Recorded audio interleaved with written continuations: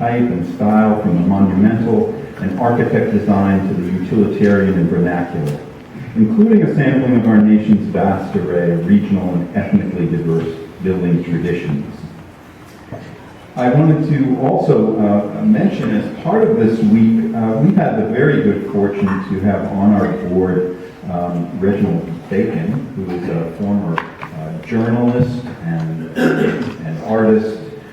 And he actually, and I don't know how he did it, created this book for us within this year in celebration. And it contains some of the original house images and write-ups.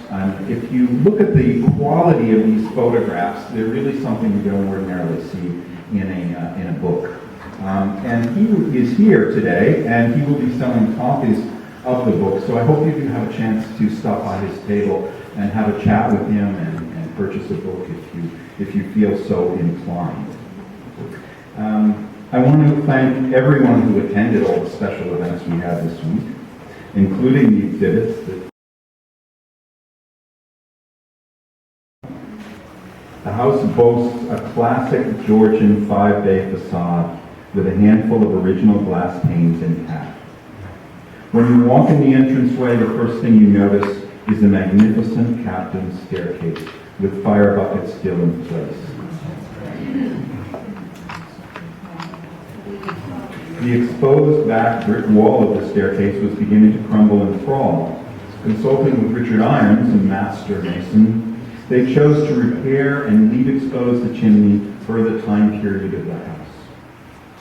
Kathleen went on and to repair not just one, not just two, but 7 existing fireplaces. The fireplace requiring the most work was by far the main cooking fireplace, where Richard Irons was responsible for rebuilding sections of the actual firebox, as well as completely relaying a rare, high-style vertical laid part measuring 6 by 9 feet. The trust was offered workshops on cooking bread in beehive ovens in the cellar, generously shared by Kathleen and Sandra. In the grand hall, the building had a later-built dividing wall, which they removed, restoring the room to original dimensions. The floor was replaced with period antique whiteboards, and the fireplace in the grand hall with beautifully raised panels in all sides. These again were preserved where possible and exquisitely matched where necessary. When it came to doing the kitchen, they sensitively added onto the existing salt box structure of the original house.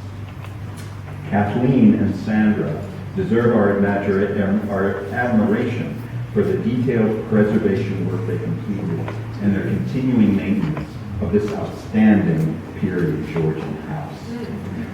Please come up and receive.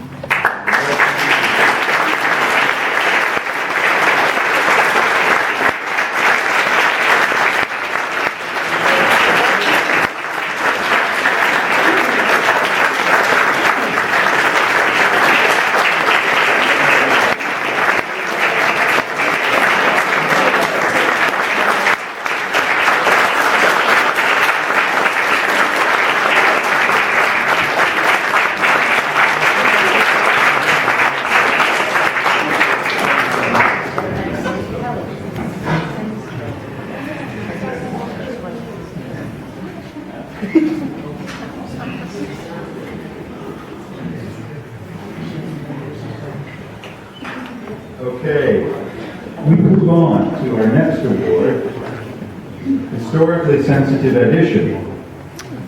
Now, I am told by a board member that years repaired granite walls, sagging foundations, leaking roofs. They've added electricity and plumbing without destroying or significantly altering the interior.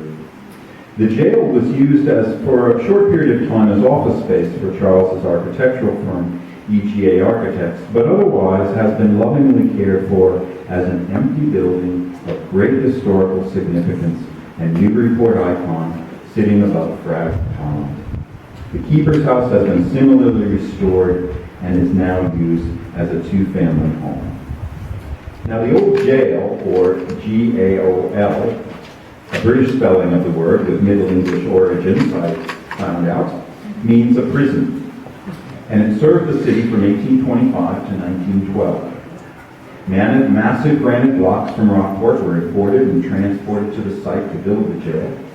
This was an era when debtors could be locked up with murderers, and local officials had access to 8 cells in which they could confine the miscreants. Men were on the ground floor, and their cells had no heat. They were hardy, I guess. Women were upstairs, and the spaces had access to Franklin's studies. Historians say the prisoners could leave the structure during the day, hoping to find work to pay off their debt to society. The jailers were private businessmen and counted on the money coming in to pay for the upkeep of the building. The building has been privately owned since 1923, and Charles and Jillian now live in a home across the courtyard from the cells. The manicured grounds include a small pond and blooming flowers, bushes, and trees. And I want to show you a little bit of this from some of the pictures which Charles and Jillian have sent me, and maybe able to speak a little bit more about it.